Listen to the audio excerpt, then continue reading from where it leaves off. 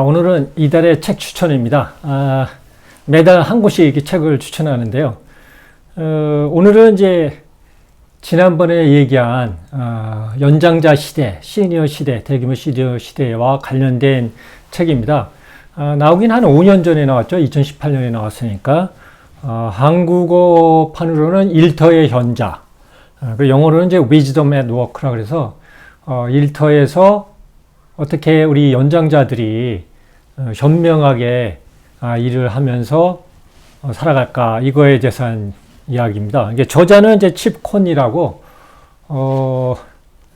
원래 그 뿌티크 호텔이라 그랬죠. 작은 이쁜 호텔 체인점을 운영하다가 에어비앤비에 가서 연장자로서 젊은, 거의 뭐 아들뻘 되는 젊은 사람들하고 일을 하면서 느낀 점, 우리 연장자들도 시니어들도 충분히 경험과 지혜를 갖고 이 디지털 시대에 기여할 수 있다. 이제 이런 주장입니다. 이게 이제 왜 중요하냐면요. 지금 일터에서는 여러 세대가 섞여 있죠. 사실은 이제 저희가 어렸을 때만 하더라도 거의 한 세대나 마찬가지입니다. 그러니까 한 세대를 한 30년으로 봤죠.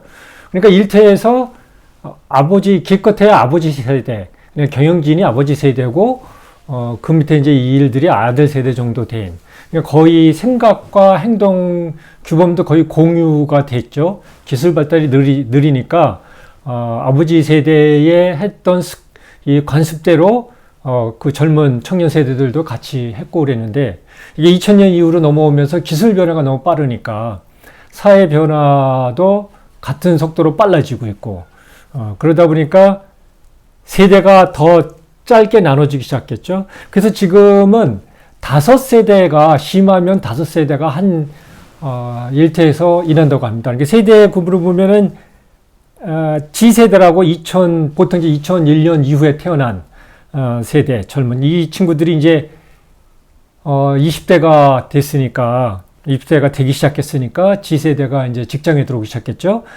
M세대는, 밀레니얼 세대는 80년대, 90년대 태어난 친구들이고요. 주로 이제 밀레니얼을 맞으면서 성장기를 맞아서 지금은 일터에서 핵심 세력이죠. 그리고 X세대는 이제 베이비 부머 세대, 그 밑에 세대. 주로 이제 G세대나 이제 M세대 부모들에 해당되죠. 이 세대는 이제 보통 1960년대부터 70년대에 태어난 사람들로 드리고요. 지금은 이제 50대가 돼서, 사회 지도층을 형성하고 있죠. 그리고 이제 베이비 부머 세대, B세대는 이제 전후에 태어나서 60년대 중반까지.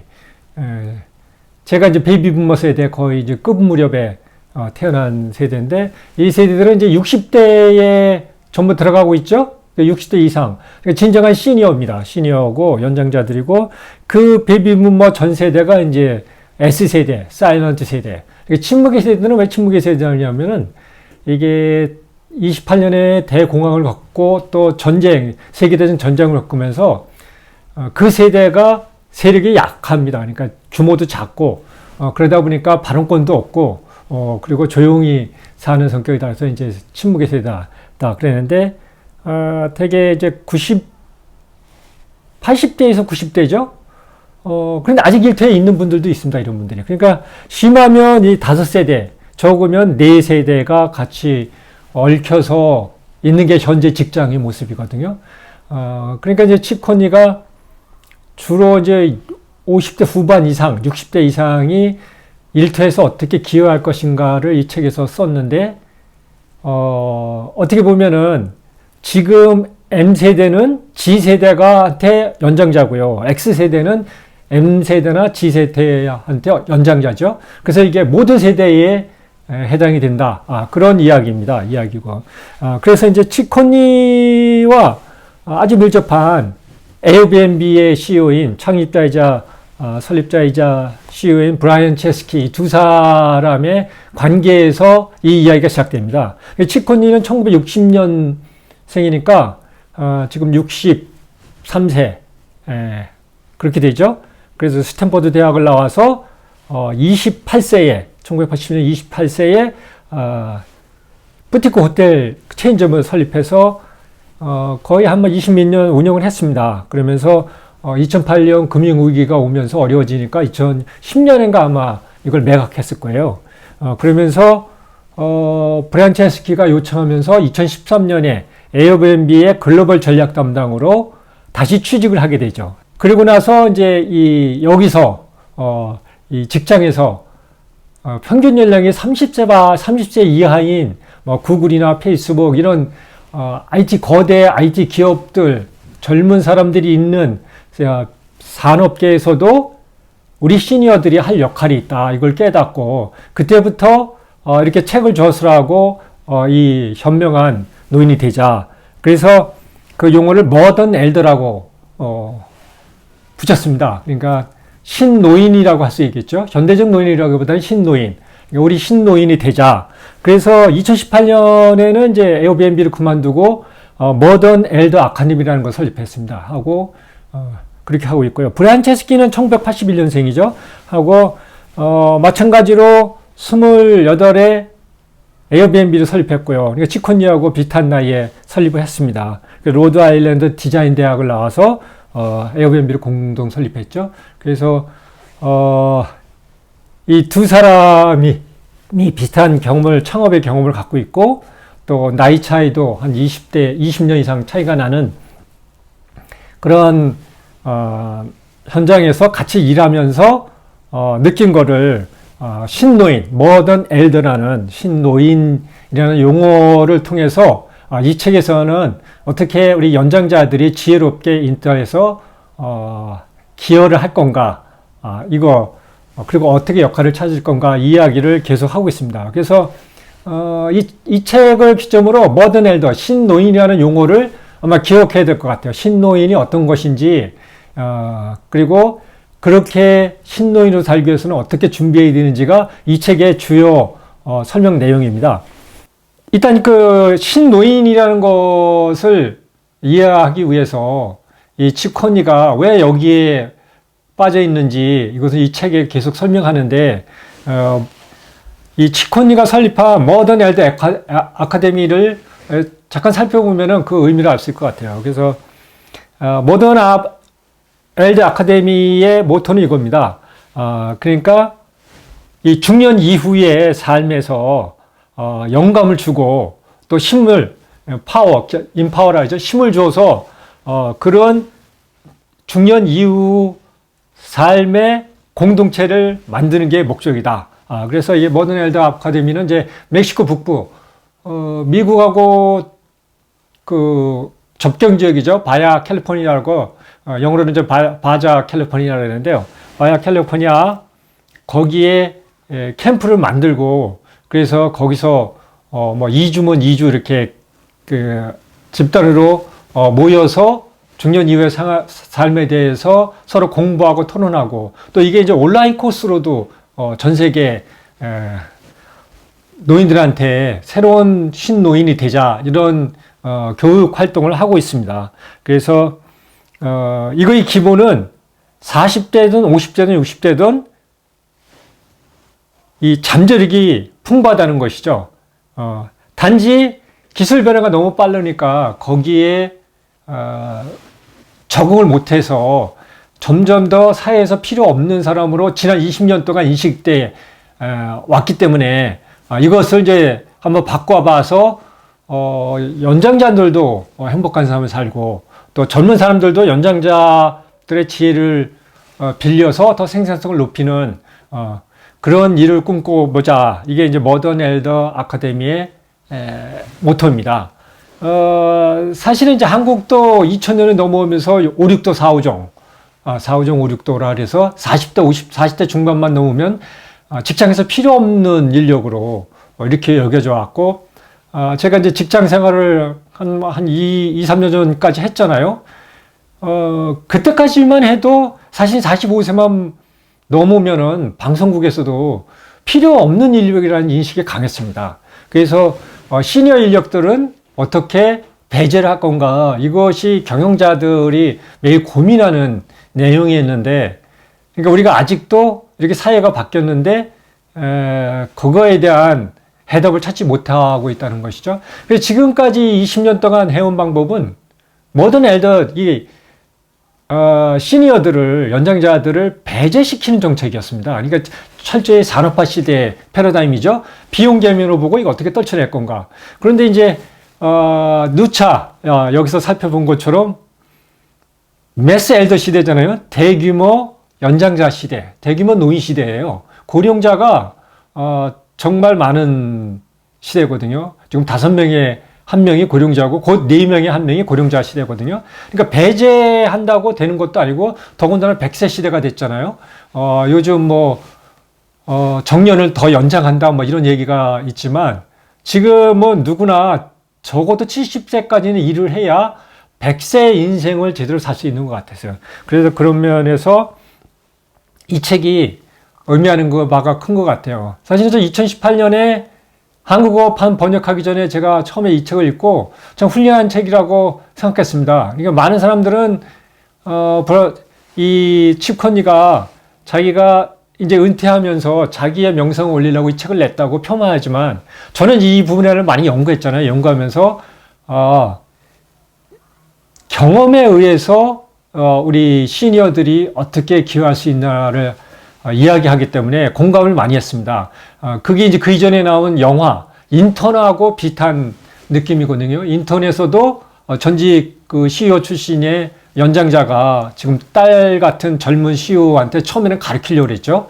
그러다가 자기는 인턴이기 때문에 인턴의 역할이 맞구나 해서 그 이야기가 영화에 쭉 이어가고 있는데 그거하고 똑같습니다. 그래서 이 부분에 대해서 이 시니어뿐만 아니라 주니어들도 우리 젊은 청년들도 어떤 의미를 얻을 수 있는지는 그 브라이언 체스키가 이 책에서 이 추천사를 썼거든요. 거기에 이렇게 얘기합니다. 우리는 누구나 서로 나눌 이야기가 있고 서로 배울 무엇인가를 가지고 있다. 그래서 우리가 연결만 되면은 서로 만나기만 하면 언제 어디서든 누구에나 배울 수 있다. 그리고 당신의 눈과 귀, 마음을 연다면 들을 가치가 있는 이야기를 갖고 있는 사람을, 그러니까 내가 들을 만한 가치를 갖고 있는 사람을 언제 어디서나 만나게 될 것이다. 이것을 칩 콘니한테 배우게 됐다. 이게 이제 브라이언 체스키가 추천사였으면서 한 얘기입니다.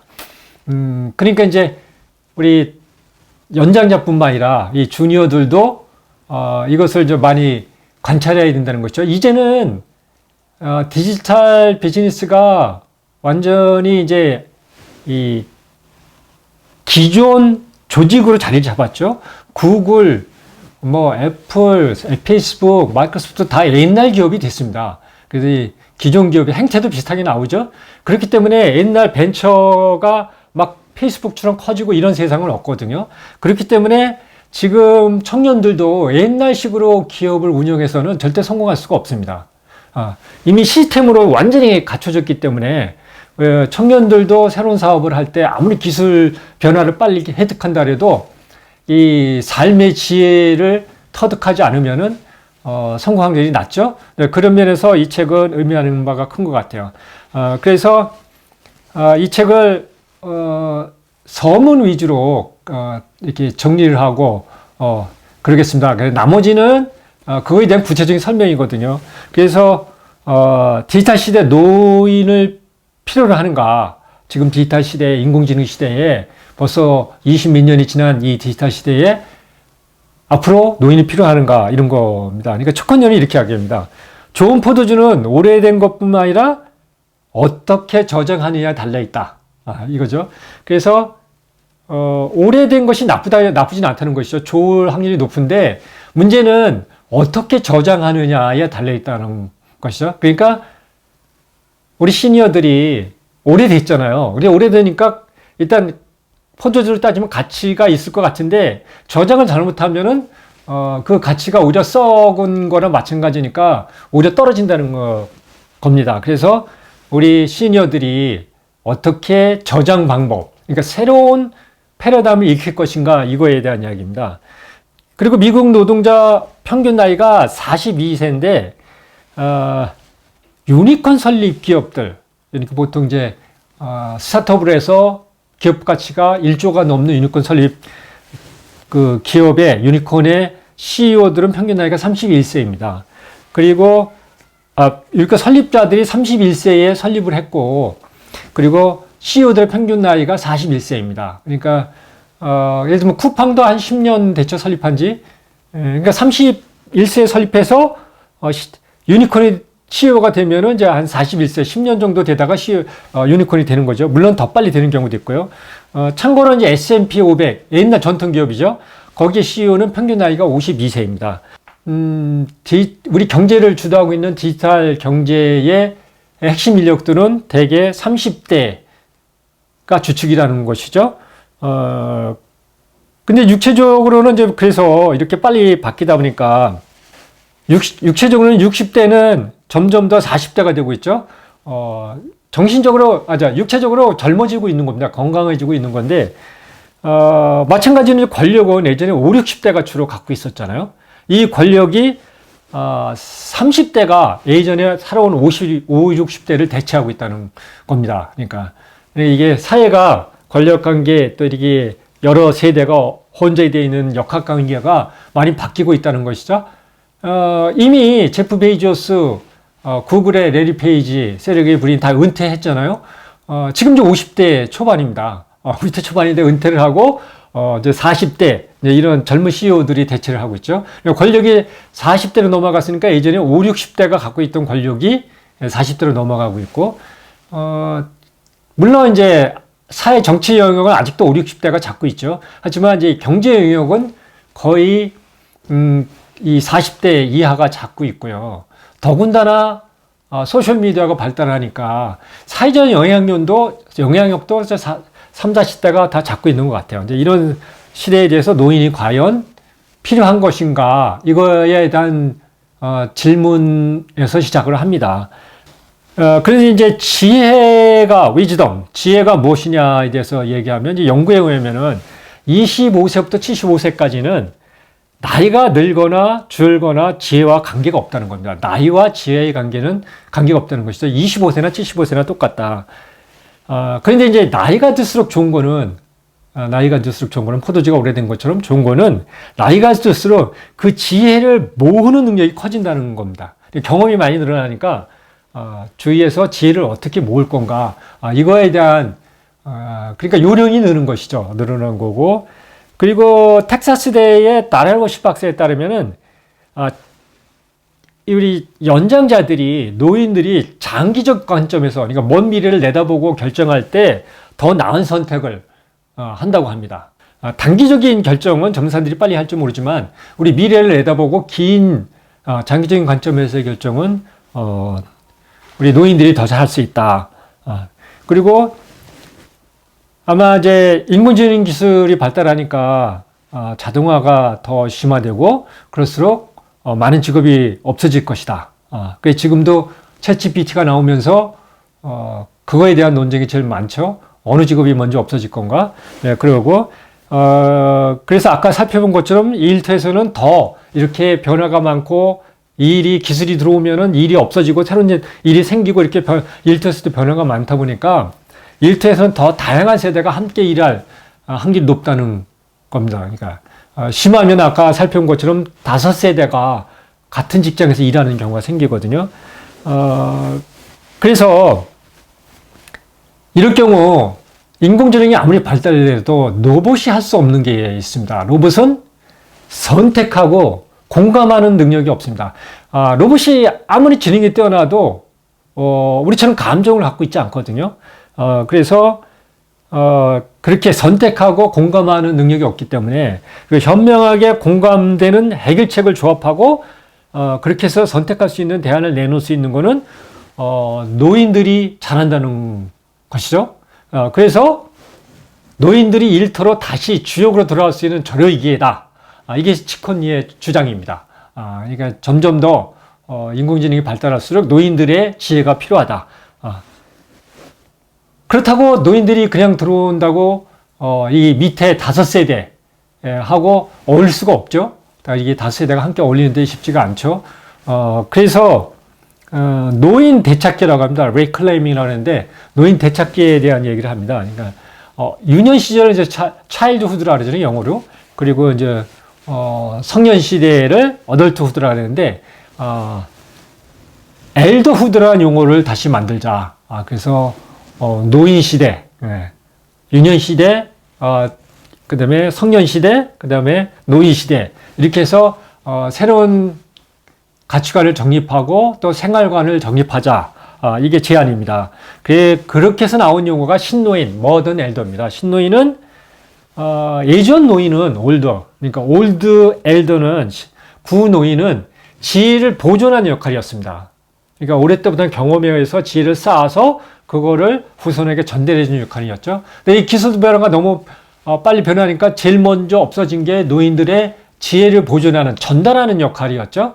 그래서 지혜를 그런 보존하고 전달하는 역할에서 미래 지혜를 찾아서 길을 만들어주는 역할로 바꿔야 된다. 이겁니다.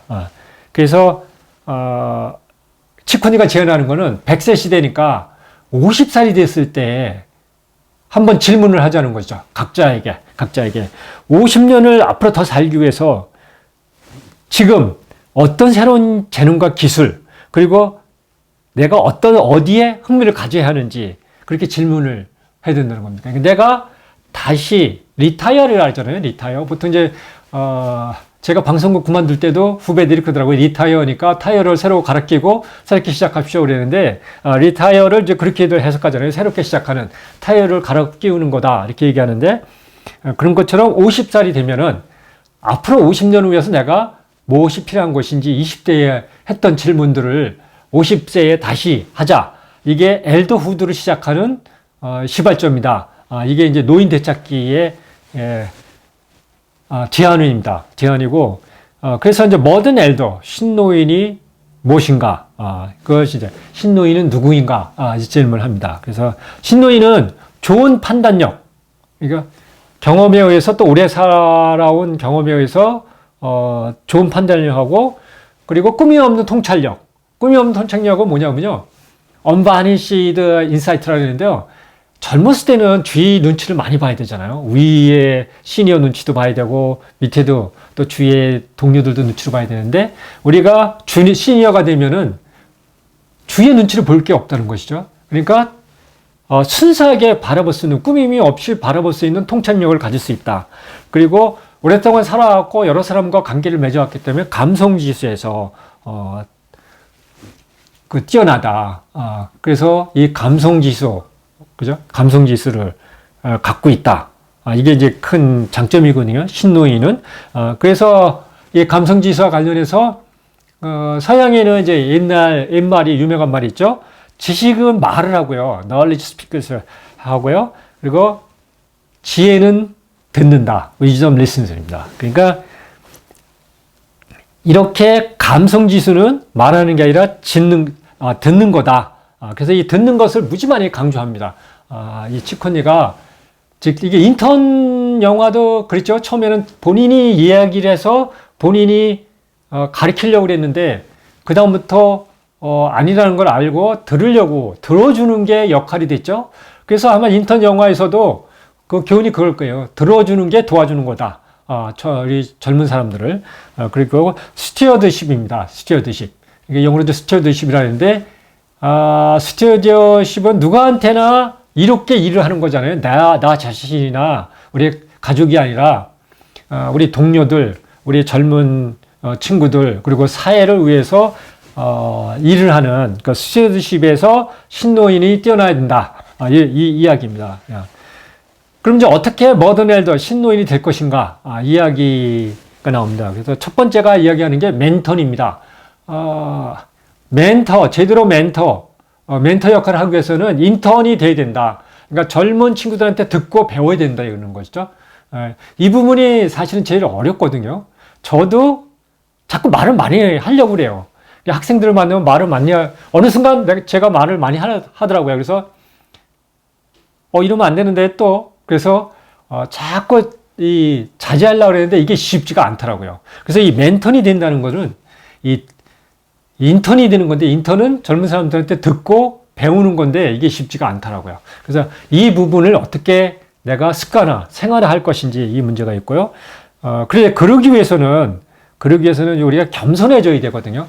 듣지 못하는 건 그런 것 같아요.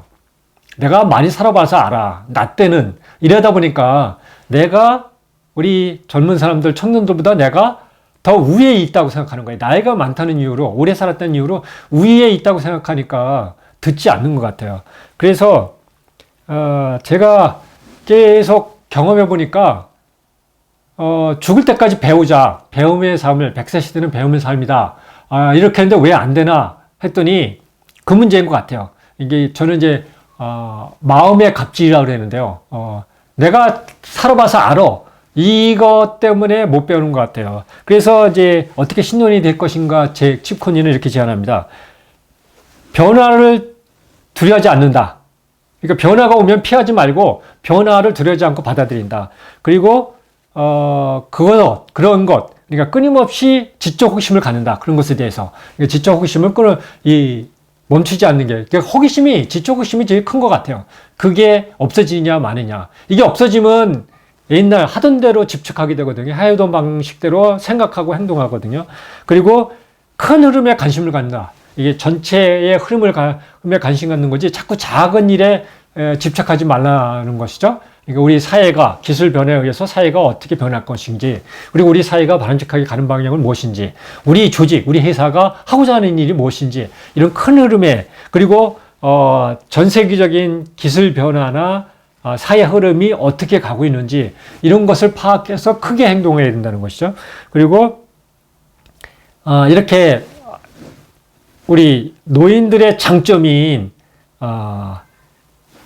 객관적인 통찰력을 갖고 객관적으로 바라볼 수 있기 위해서는 작은 것에 행복해야 된다는 겁니다. 그러니까 욕심을 내면 안 되는 것이죠. 매일매일 생활에 행복해야 주의도 보이고 들을 줄 안다 이겁니다. 그래서 이제 이런 것을 종합해서 치코니가 정의한 용어는 진화하고 배우고 협력하고 조언하라.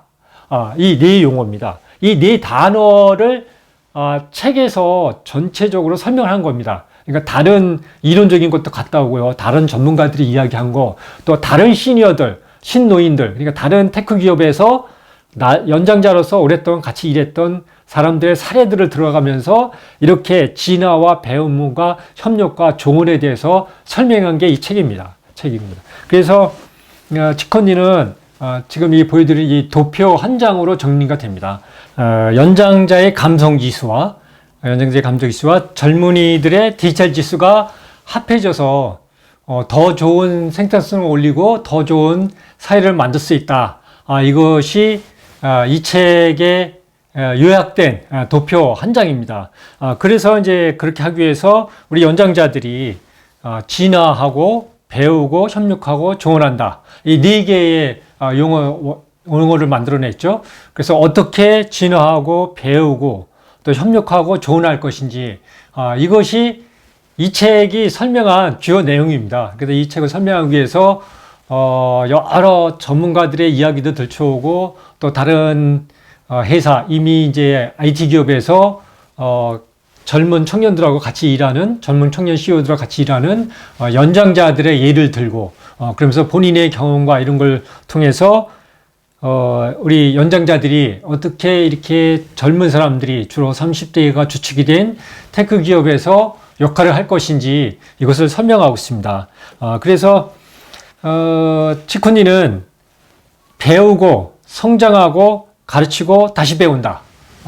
이걸로 정리합니다. 항시 배우는 자세, 배우고 또 그 배움으로써 성장하고 또 가르치고 그리고 나서 다시 배우고 이렇게 해서 이제 인공지능의 업그레이드 모델하고 비슷하죠. 인공지능도 데이터를 넣어서 분석을 해서 실행을 하고 거기서 다시 분석을 해서 피드백을 줘서 업그레이드하고 그 업그레이드된 내용 갖고 다시 실행하고 분석하고 피드백을 주고 다시 업그레이드하고 이게 계속 돌아가거든요. 그래서 이 모델이 아주 중요한 것 같아요. 제가 첫 번째 책 리딩 앤 피트니스에서 우리는 이 권력의 하향화와 생산성의 지수함적 향상을 두 프레임을 설명한다 그랬죠.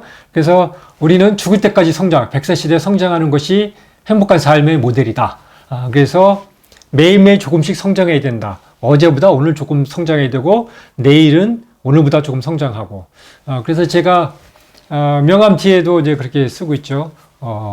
스스로 배우고 익히며 매일매일 조금씩 성장하는 행복한 죽는 날까지 매일매일 조금씩 성장하는 행복한 미래를 기원합니다. 이렇게 쓰거든요.